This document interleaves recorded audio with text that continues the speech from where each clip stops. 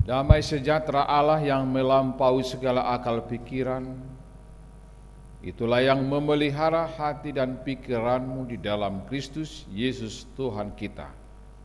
Amin. Bapak, Ibu, saudara-saudari yang terkasih dalam nama Tuhan kita Yesus Kristus,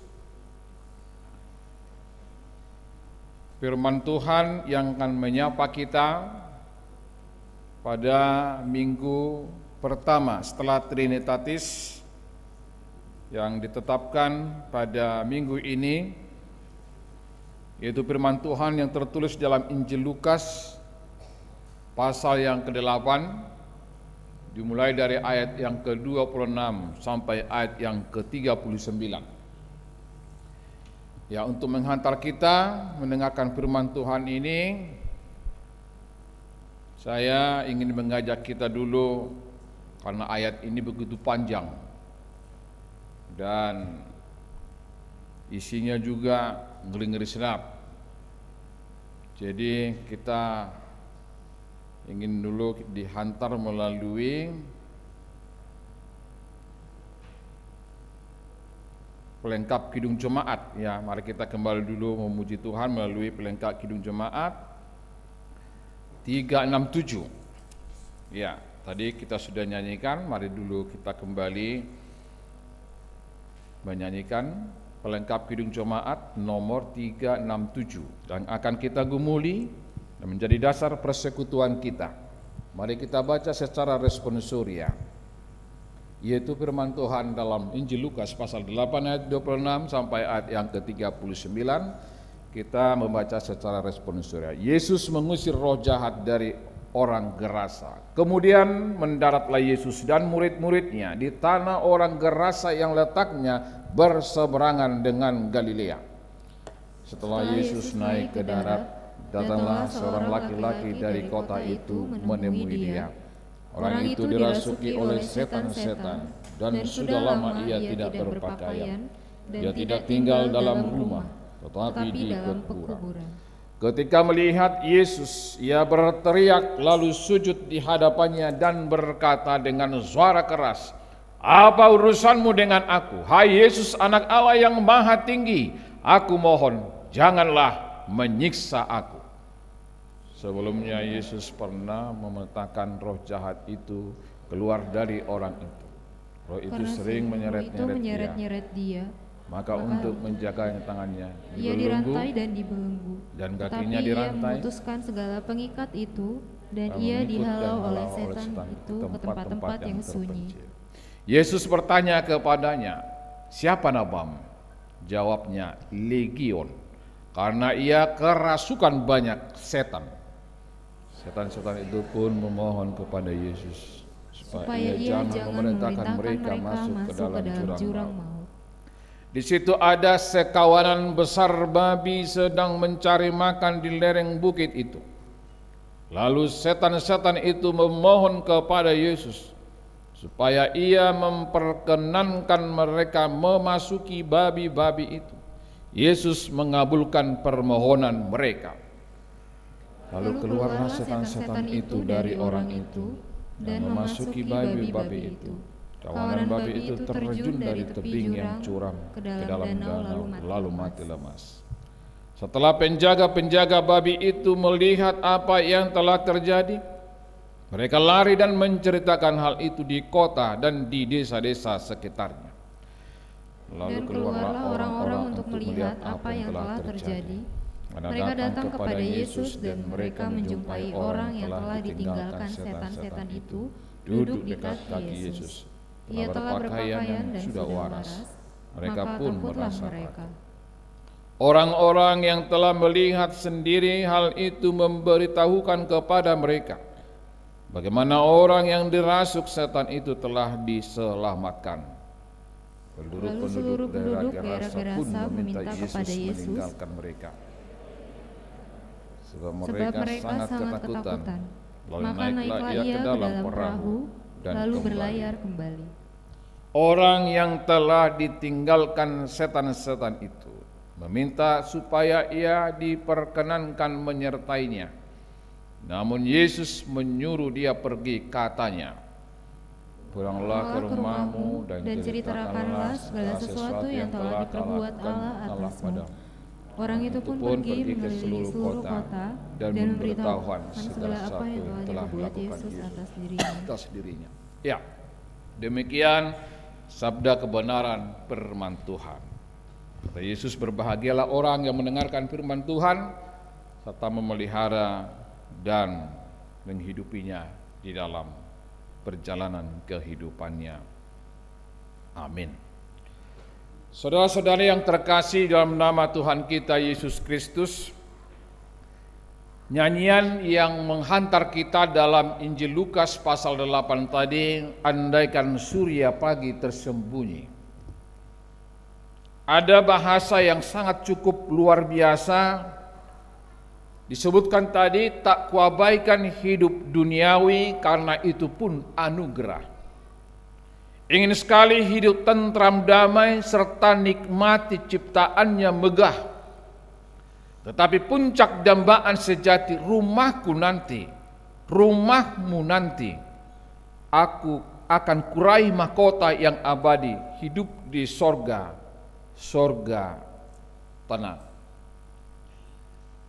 Dalam lirik lagu pelengkap Kidung Jemaat ini kita mau melihat secara nyata, ternyata kehidupan kita selama masih dunia ini selalu merindukan, mendambakan kesuksesan, bahkan disebutkan tadi tujuan hidup kita ini dengan kasih setia Tuhan, mahkota yang abadi, kita selalu merindukan yang dikatakan hidup di sorga.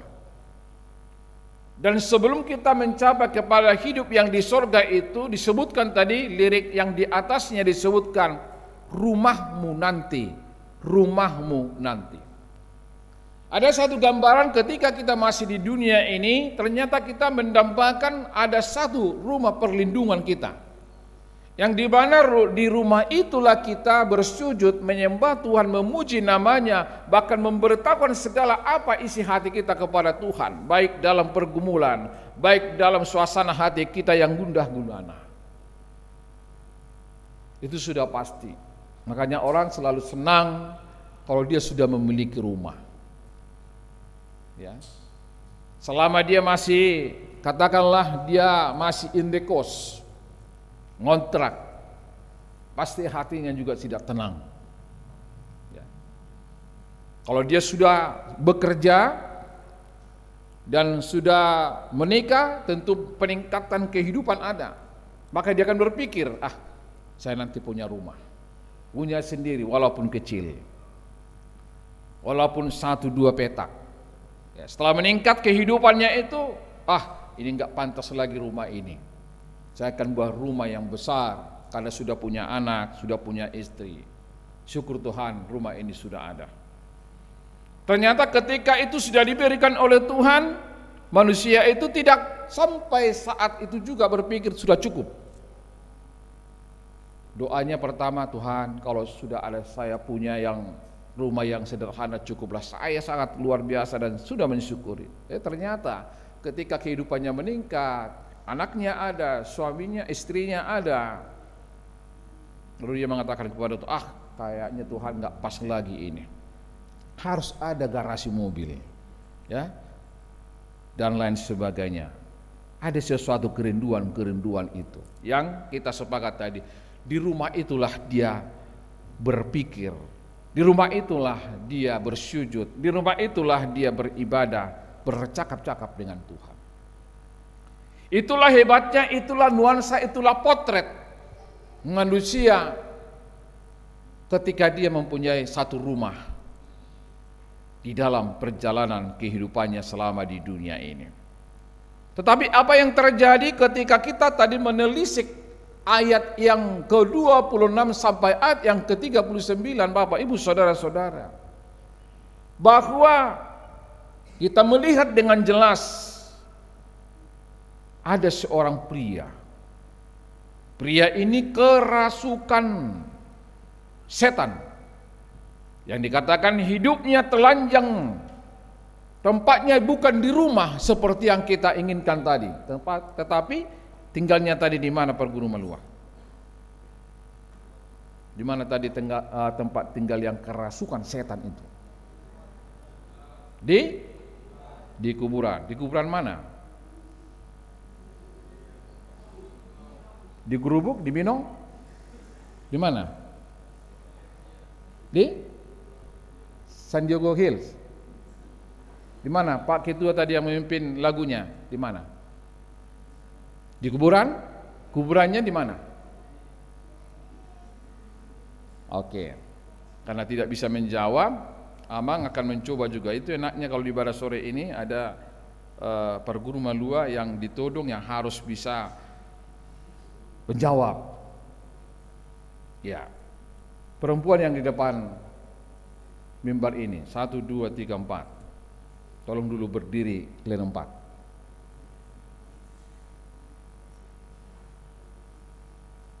Ya, ini tes.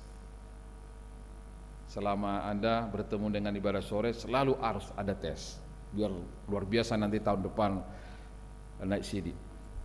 Setuju tahun depan naik CD? Ya setuju aja lah, nggak apa-apa itu. Ya, tadi ada lagu dari perguru malua yang sangat luar biasa, Amang catat di sini. Dan saudara 4 harus mewakili suara dari teman-teman. Dan harus bisa dijawab. Kalau tidak bisa dijawab berarti kalian 4 adalah setan-setannya. Ya, nggak usah takut lah. Pokoknya bisa jawab. Kalaupun tidak bisa nggak apa-apa. Tadi ada bahasa Bataknya luar biasa. Kalian bisa menyanyikannya, tapi bisa nggak mengerti. Kalau tidak mengerti berarti termasuk Anda itu setan-setannya. Karena Anda mengatakan tapi tidak ngerti. Nah, termasuk juga nanti ciri-ciri setan. Hubereng bohim laos martang yang ngau. Jawab apa bahasa Indonesianya?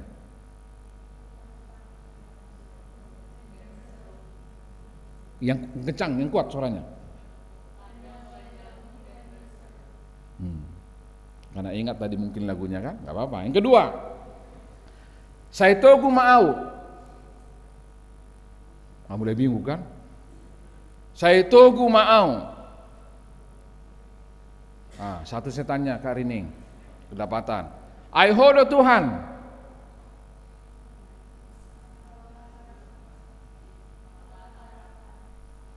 Dua setannya udah dapat. Kaulah harapan. Apa dah kalau harapan? Aihodo Tuhan, engkaulah ido, mau mayat tu sih. Pargogoi Maau. Semakin banyak setannya Kak Rini. Gak ngerti mereka kan? Bahaya ini. Pargogoi Maau, apa itu? Pargogoi Maau. Apa? Pargogoi Maau. Dari sini, dari geraknya ini aja Pargogoi Maau. Iya. Kuatkanlah aku. Silakan duduk. Iya, kenapa Pak Pendeta cek dan recek tadi bahwa ketika kita mengucapkan kata-kata lagu, lirik-lirik lagu itu tidak ada yang salah di sana. Tapi bahaya sekali ketika kita mengungkapkan markor tapi kita tidak tahu artinya. Bagi dirimu sendiri, mungkin bagi orang lain tahu karena dia tahu bahasa itu. Tapi jangan sekali-sekali kita mengungkapkan bahasa itu tapi kita tidak mengerti. Tidak ada toldi, tidak ada roh yang bisa kita tangkap.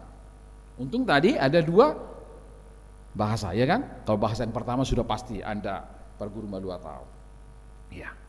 Ada di sana kekuatan yang bisa kita perhatikan dari bahasa, dari nyanyian itu tadi. Kembali kepada teks ini. Seorang pria kerasukan yang hidupnya tidak karu-karuan.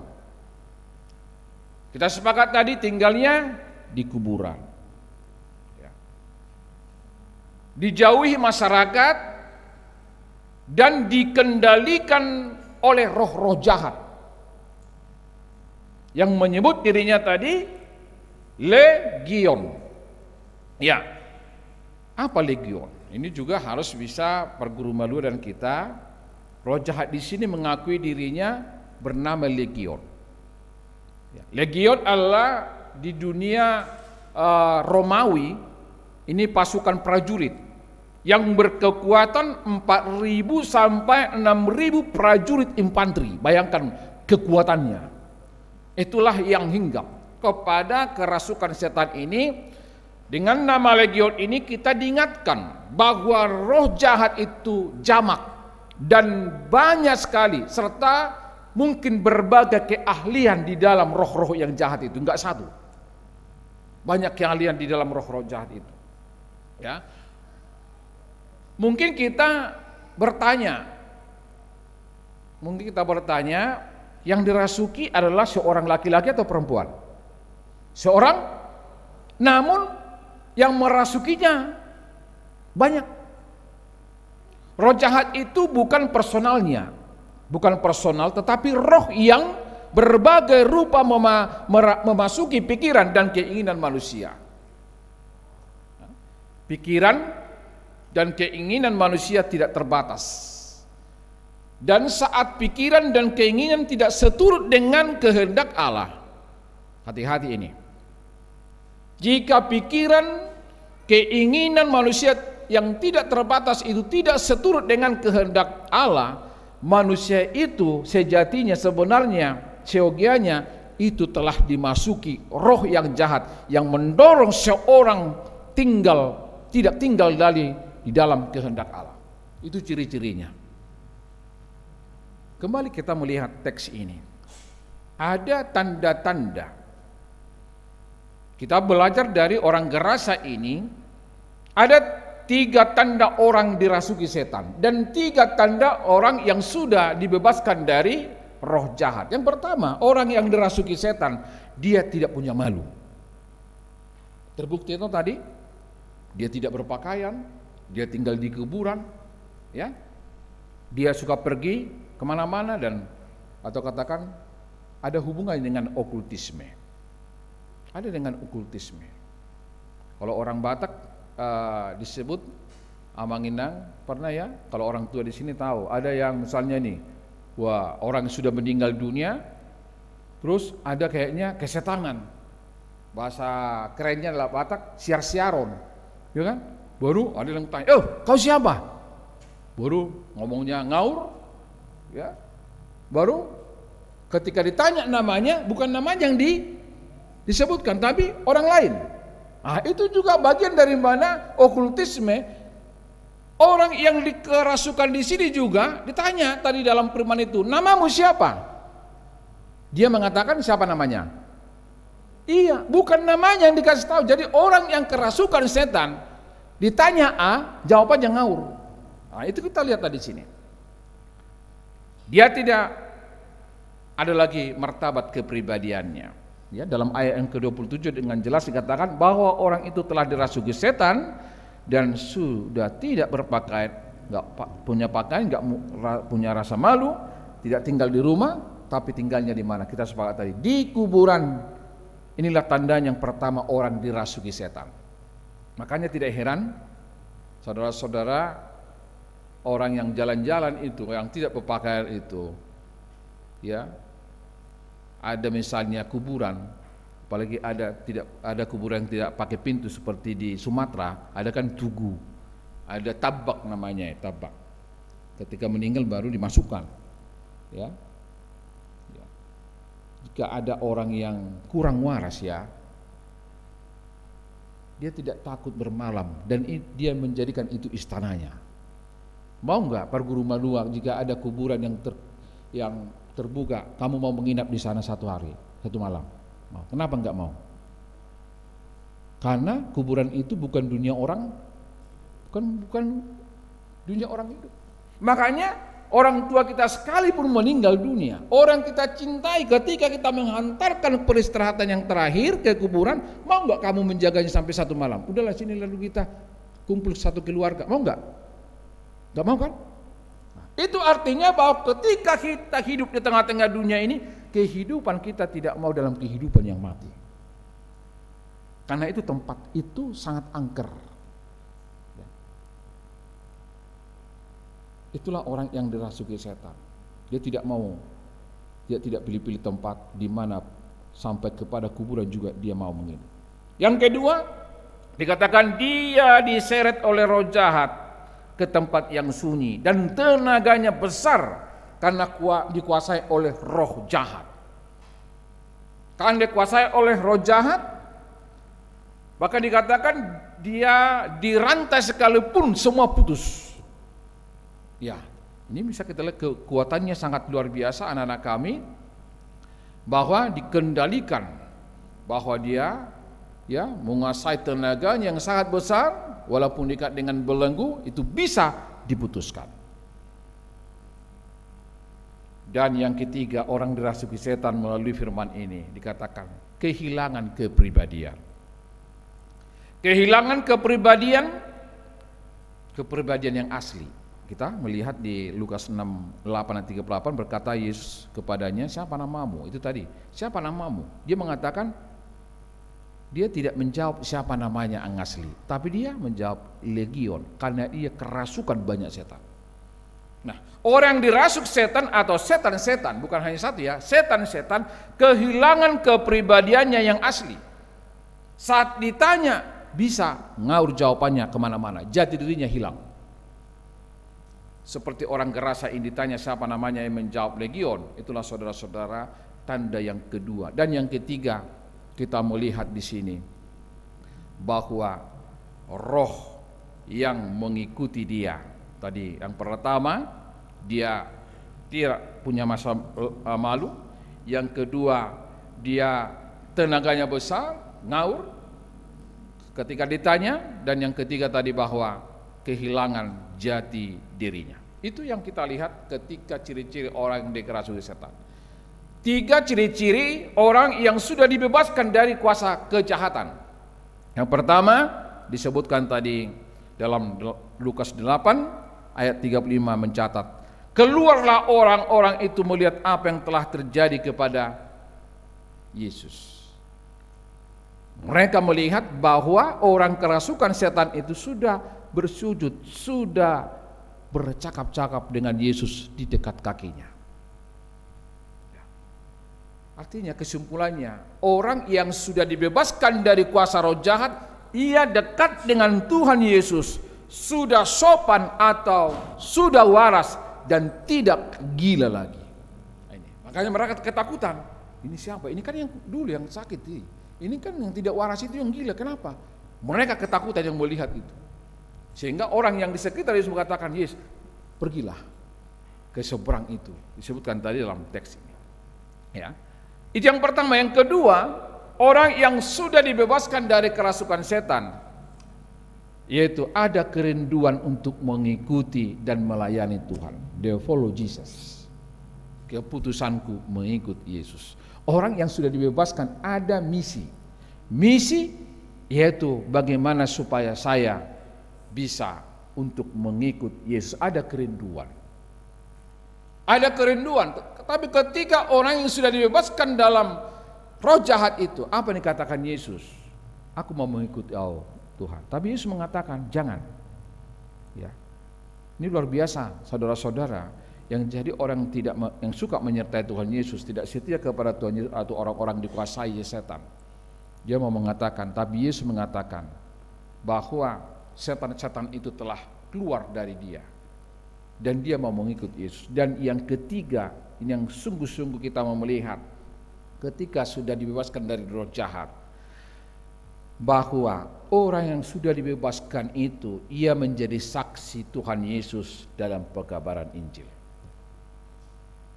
Yesus mengatakan di ayat 38b, tetapi Yesus menyuruh dia atau orang gerasa itu yang sudah dibebaskan dari setan yang pergi daripadanya, katanya, pulanglah ke rumahmu dan ceritakanlah segala sesuatu perbuatan Tuhan yang telah diperbuat Allah atasmu.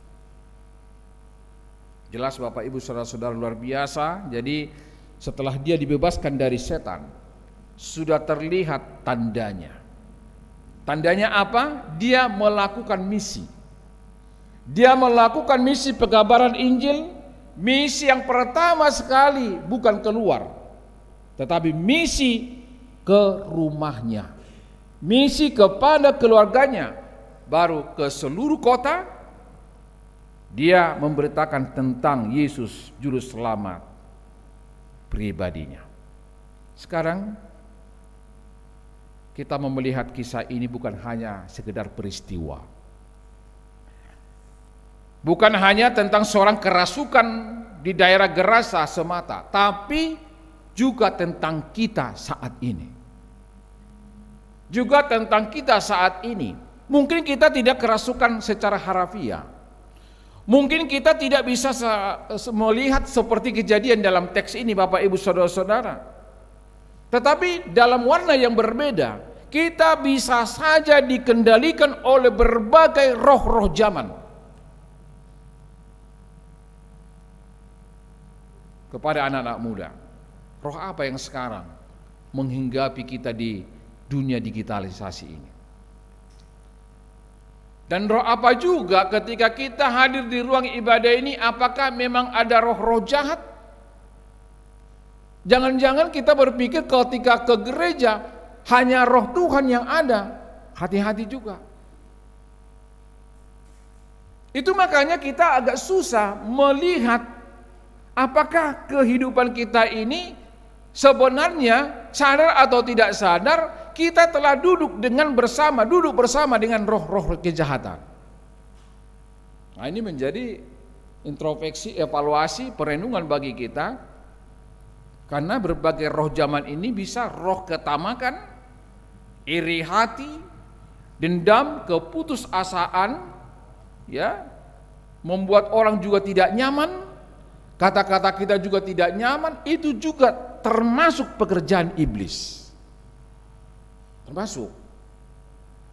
Jadi tidak seperti yang begini harus kerasukan setan. Bahkan ketika Yesus tadi juga bertanya kepada setan itu juga mengaku, apa urusanmu? Bahkan setan mengatakan, engkau yang maha tinggi. Wah, luar biasa juga setan ini. Ternyata dia juga mengakui Tuhan yang maha tinggi. Tetapi apa dikatakan? Jangan salah menafsirkan Bapak Ibu Saudara-saudara anak kami. Apakah Yesus itu apakah setan itu mengenal Yesus? Dikenalnya. Bahkan mengakui. Kalau kita lihat Yakobus di dalam perikop Yakobus 4 ayat 7, kita melihat nanti ada tips melawan iblis. Ya. Kembali tadi bagaimana tentang kita saat ini.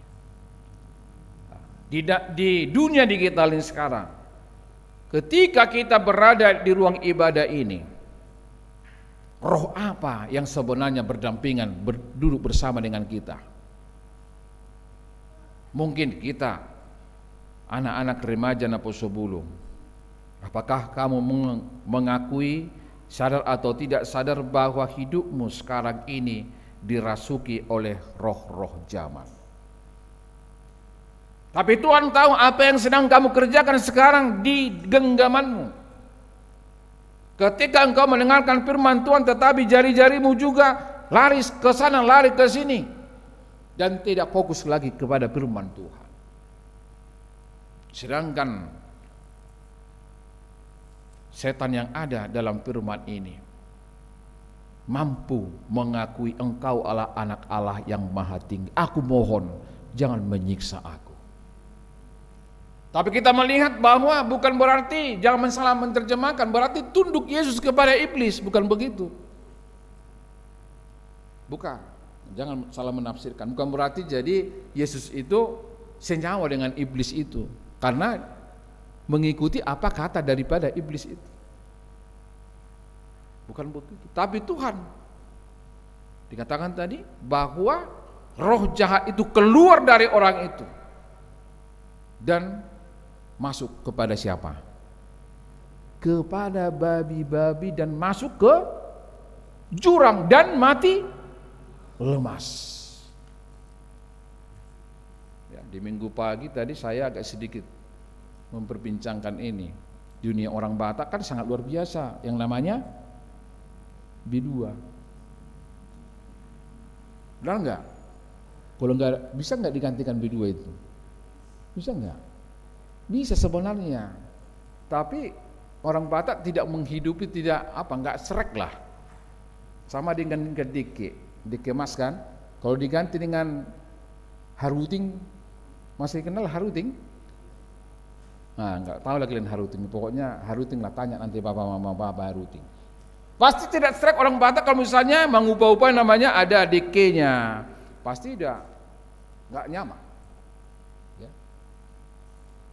Kembali tadi masuk ke jurang dan babinya mati lemas. Artinya nggak usah panjang tentang adat Batak tadi ya, karena ini agak nggak enak.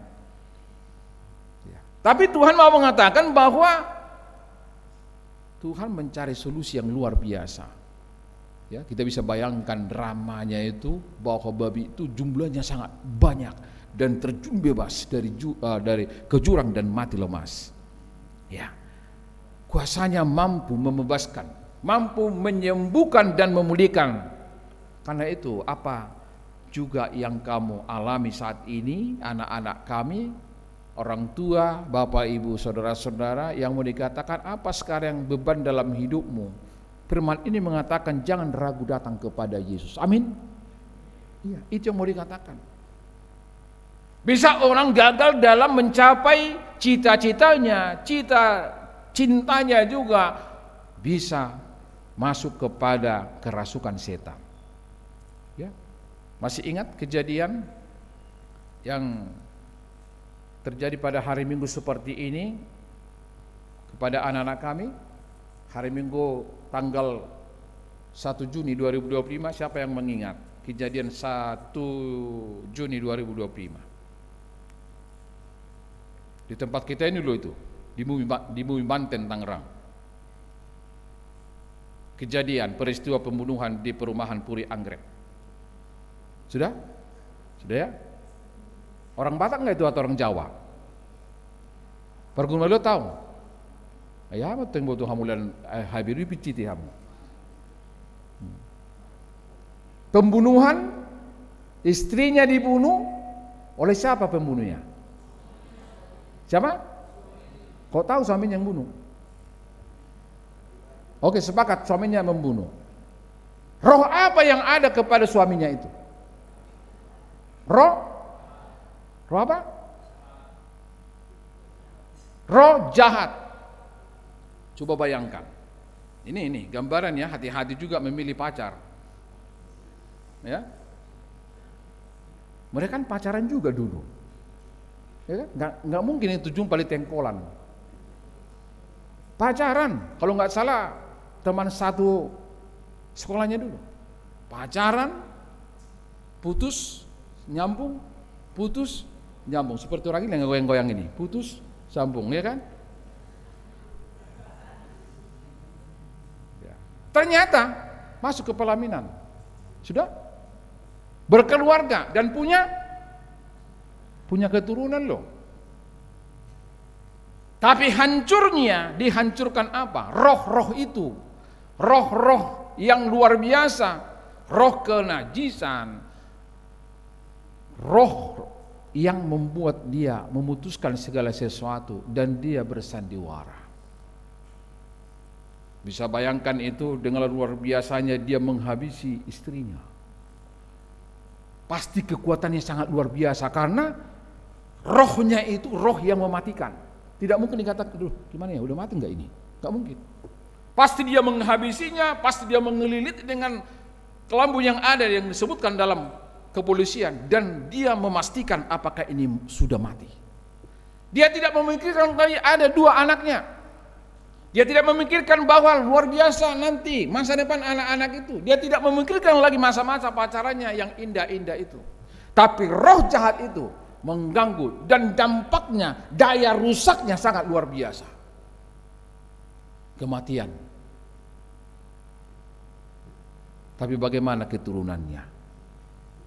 Tuhan sangat luar biasa menyayangi yang 2 orang itu sehingga kedua orang itu dibawa dari bumi Banten ini ke Sumatera dan tidak bisa kita melihat, aduh gimana?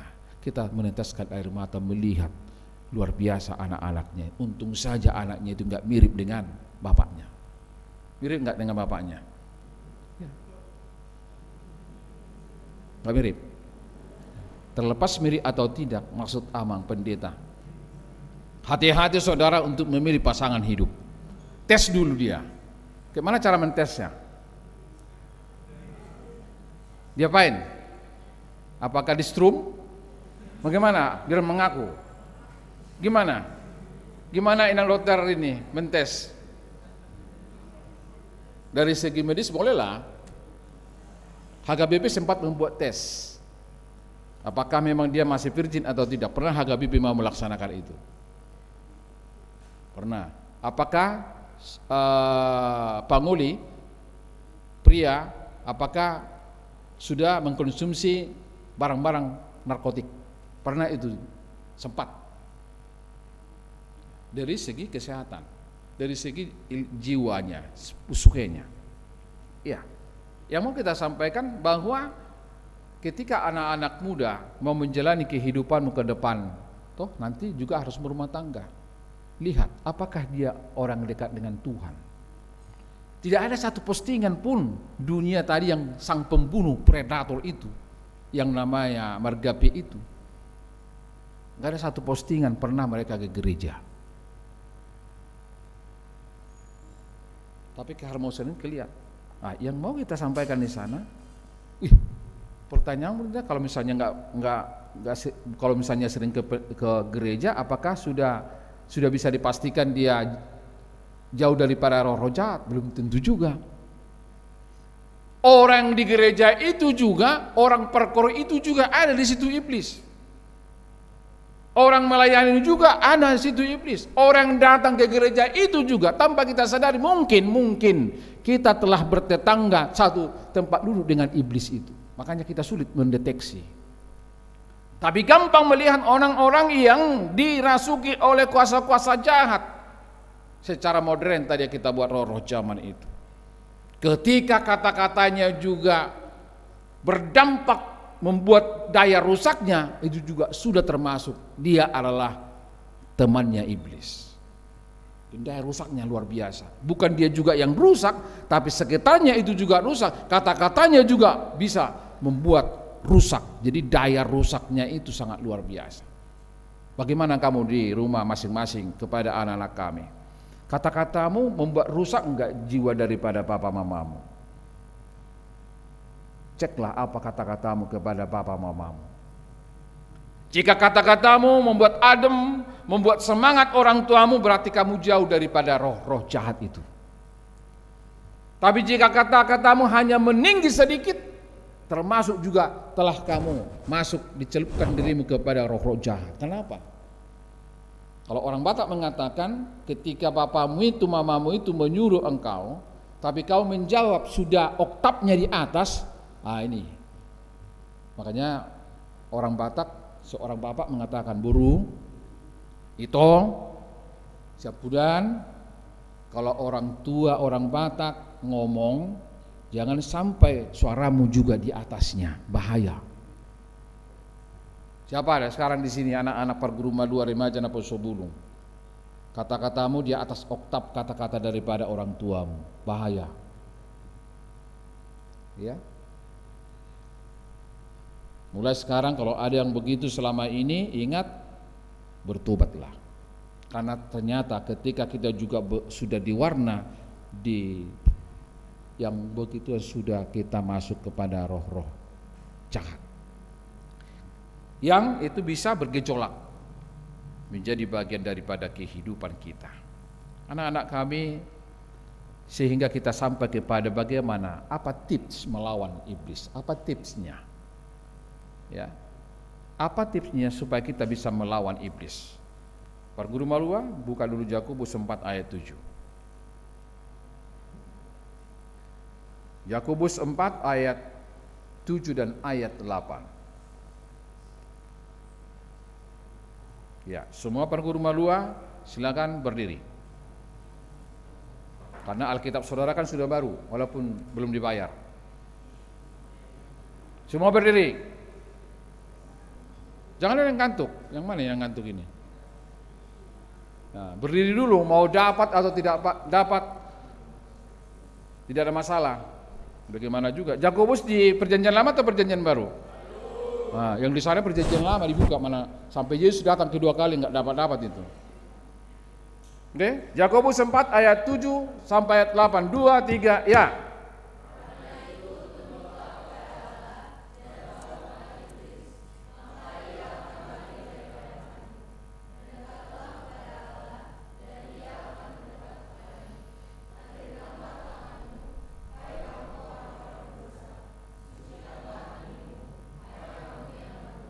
Ya, sekali lagi kita bersama-sama karena Alkitab kita sama. 2, 3, ya. Karena itu tunduklah kepada Allah dan lawanlah iblis, maka ia akan lari daripadamu. Mendekatlah kepada Allah dan ia akan mendekat kepadamu. Tahirkanlah tanganmu, hai kamu orang-orang berdosa, dan sucikanlah hatimu, hai kamu yang berdua hati. Silakan duduk. Ya, itulah tipsnya. Tidak banyak. Dan yang terakhir sekali, bagaimana kita melihat kehidupan kita semakin baik ke depan. Ada satu ilustrasi yang mengakhiri khotbah ini, di mana ada ujian terakhir. Biasa ada mid semester, ada ujian akhir semester di satu sekolah. Ada satu guru pendidikan agama Kristen. Dia menyodorkan hanya satu pertanyaan. Anak-anak semua mengambil kertas, zaman dulu harus begitu dulu kan, disobek bagian tengahnya, silakan menuliskan satu pertanyaan. Bapak gurunya membuat satu pertanyaan ini dan mengatakan, tuliskan apa perbedaan manusia dengan iblis. Dengan durasi waktu hanya 7 menit. Cepat kan? Karena memang pertanyaan tidak banyak. Bapak Ibu saudara-saudara, semua anak didik ini menulis. Semua menuliskan apa yang dia tahu tentang manusia. Dituliskan dari A sampai Z, dituliskan. Ada yang menulis tentang iblis, dia tuliskan. Tapi ada satu murid di ruang kelas itu. Setelah dikumpulkan, karena sudah detik terakhir, semua dikumpul ke depan. Baru dicek sang guru. Ada satu anak didik yang menuliskan hal yang aneh. Ada para guru malu yang tahu apa tulisan yang aneh itu kepada satu orang didik ini? Ada yang tahu?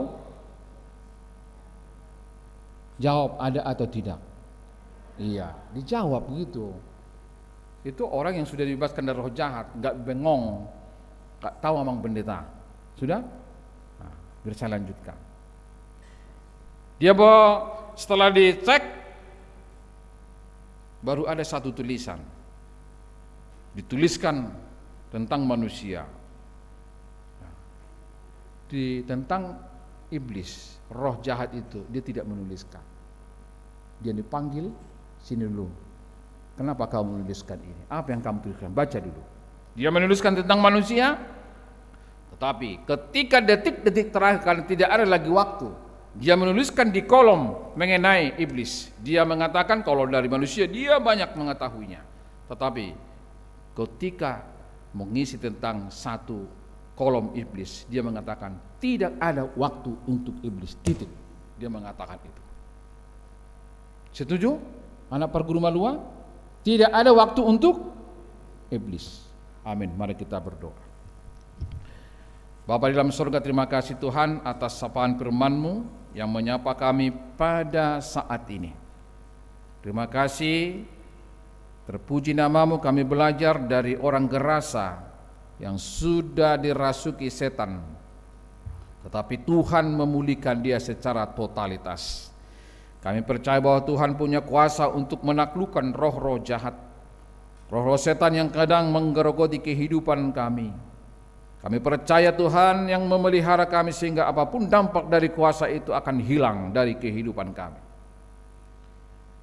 Sertai kami Tuhan untuk bisa menjalani hidup jauh dari kuasa kegelapan, agar damai sejahtera Tuhan nyata bagi kami, bagi orang-orang yang telah disentuh oleh kuasa Tuhan. dan melalui kami kasih Tuhan yang luar biasa, yang menjadikan kami menjadi anak-anak-Mu yang sejati dan anak-anak-Mu yang setia kepadamu di tengah-tengah perjalanan ritme kehidupan, potret kehidupan kami. Tambahkanlah iman kami di tengah-tengah perjalanan kehidupan kami sebagai anak-anak muda, sebagai kepala rumah tangga dan sebagai ibu, agar dimanapun kami berada, kami selalu percaya akan kuasa Tuhan yang mampu menaklukkan apapun di tengah-tengah kehidupan ini. Terima kasih Tuhan, jika Engkau mengurapi kami semua yang ada di tempat ini. Terberkatilah seluruh jemaat Tuhan dimanapun berada, seluruh orang-orang dari anak-anak hingga lansia di jemaat-Mu ini, semua terberkati oleh kasih Tuhan. Dan kami percaya dunia ini penuh dengan kuasa-Mu. Karena kepercayaan kami itulah, kami yakin dan percaya kuasa-kuasa apapun di tengah-tengah dunia ini akan Tuhan hancurkan. Di dalam Kristus, berkatilah firman ini, sehingga kami mempunyai kekuatan untuk menjalani perjalanan kehidupan kami ke depan. Biarlah semua pelayanan di gereja-Mu ini, dalam pelayanan kategorial kebaktian, sermon, retreat, pertukaran mimbar, biarlah Engkau yang disembah dan dimuliakan dari semua perjalanan pelayanan-pelayanan itu. Itu juga dengan Naposo Huria ini yang akan melangsungkan pemberkatan pernikahan Yosua Tarihoran dengan tunangannya Mian Artanami Sinambela. Biarlah kedua anak-Mu ini, ketika mereka membangun satu rumah tangga, adalah rumah tangga yang takut akan Tuhan, rumah tangga yang selalu dekat dengan Engkau dan menjauhkan roh-roh kejahatan, supaya keluarga ini juga menjadi keluarga yang tetap memancarkan kasih setia yang daripada Tuhan hingga kematian memisahkan. Begitu juga dengan jemaat Tuhan yang dalam masa pemulihan, dalam perayaan kelahiran sukacita di tengah-tengah kelahiran mereka, tengah-tengah dunia ini dan pernikahan. Biarlah semua perayaan sukacita itu berdampak yang luar biasa, berdampak kasih setia Tuhan ketika mereka selalu mengingat orang-orang yang mereka cintai dan mengajarkan itu. Engkau mempunyai kuasa yang luar biasa. Bapa di dalam surga, secara khusus hamba berdoa kepada anak-anak Tuhan, remaja Naposo Bulung yang hadir pada ibadah ini. Engkau mengetahui apa menjadi rancangannya, apa menjadi pergulatannya di tengah-tengah usia mereka yang transisi, masa-masa kehidupan sebagai anak-anak muda. Biarlah Tuhan melalui kuasa Roh Kudus-Mu ikut campur tangan, supaya anak-anak ini tidak jatuh kepada roh-roh zaman yang bisa menggerogoti dan menghancurkan masa depannya. Biarlah anak-anak ini anak-anak yang selalu patuh tunduk kepada orang tua sebagai Allah yang mereka lihat di tengah-tengah dunia ini, supaya anak-anak mereka juga dalam perjalanan kehidupannya orang-orang yang boleh mereka bersatu hati memuji dan memuliakan takut akan Tuhan. Begitu juga dengan orang tua yang hadir pada ibadah yang ketiga ini. Biarlah mereka selalu memberikan yang terbaik kepada anak-anaknya, selalu mendoakan, mengingatkan bahwa tiada kuasa yang lain yang bisa menyelamatkan selain daripada kuasa Tuhan. Biarlah menjadi orang tua yang bijak, orang yang berhikmat, dan meminta kuasa daripada Tuhan, sehingga mereka boleh selalu mendoakan dan memberikan yang terbaik kepada anak-anaknya, dan sebagai orang tua juga menjaga kehidupan secara rohani yang baik sebagai khotbah yang hidup di tengah-tengah keluarga. Terpujilah Engkau ya Bapa, hanya dalam tangan pengasihan kami berdoa dan mengucap syukur. Amin.